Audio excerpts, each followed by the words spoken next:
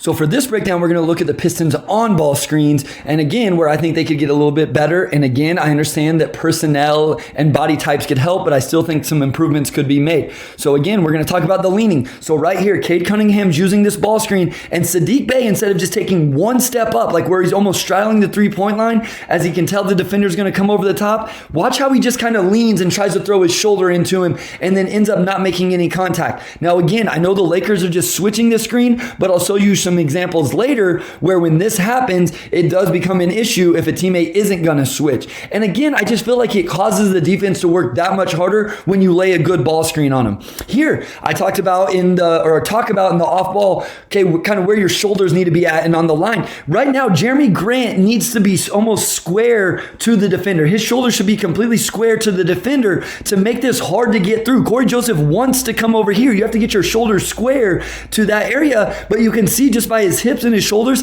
he's allowing the defender to go right over the top. And what that causes, even though Dwight Howard helps probably more than what he has to, it's going to make this an easier recovery for Dwight Howard because he doesn't have to stay in his drop coverage for long, or he shouldn't have to, even though he does there. Now, here's one where I feel like Jeremy Grant does a pretty good job. So I didn't talk about this in the article as much, but I think this is where Cade has to do a little bit better job getting his man lower and then getting off shoulder to shoulder with Jeremy Grant and running him into this screen. As it is, he doesn't do a very good job. I feel like Jeremy gives up on it just a little bit.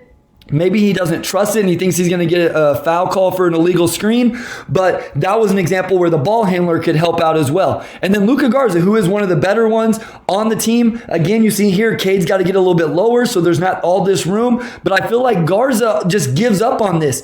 Like, if you see this space, I feel like Garza could get his top foot just a little bit higher, okay, a little bit more angled, almost where his foot would be pointing towards the assistant coaches over here, and just create that tough angle for the defender to get through to recover back to Cade Cunningham. So just those positioning of their feet, of their shoulders, I feel like could help just a little bit. And then we're going to see here with Trey Lyles. So again, you can see the defender's going to go over the top. Watch what Trey Lyles doesn't step. He doesn't move both feet. He's going to end up just throwing his shoulder and his hip out there. And this is what I'm talking about. The Heat now are doubling these ball screens. And so by Lyles not getting a good screen on this defender, it actually allows the Heat to go ahead and trap this, as opposed to if he was able to catch Martin on that screen, now it's Saban Lee one-on-one with Dedmon. But instead, they're able to execute the trap, and it ends up being a kicked ball. So you can see there where it did become an issue by not laying that screen on him. So just an example of a decent one, you see Isaiah Stewart here is able to get some contact on Russell Westbrook,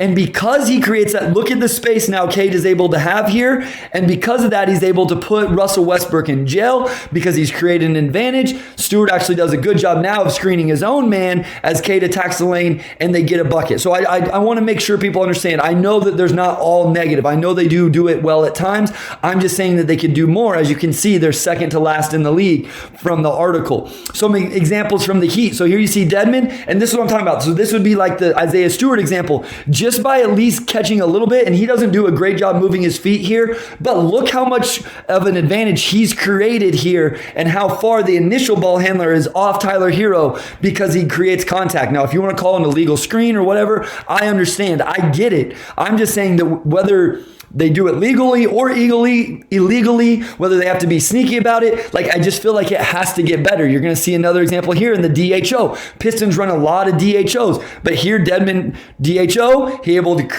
find contact with the defender, and that causes Luka Garza to help a little bit too much on drop coverage, stay a little too high because Joseph is so far behind, and now it causes him to be late on the recovery as Dedmon rolls. So a better screen initially creates an advantage, which is also going to help on the roll situations. And then one final one, again, look at the space created by this screen. Adebayo steps right into it. You know, he's a little straight up for me, but in the day, it gets the job done. He gets Cade running right into him, takes it right in the chest, and Duncan Robinson gets a wide open shot on that just because Adebayo was able to subtly step up the court just a step.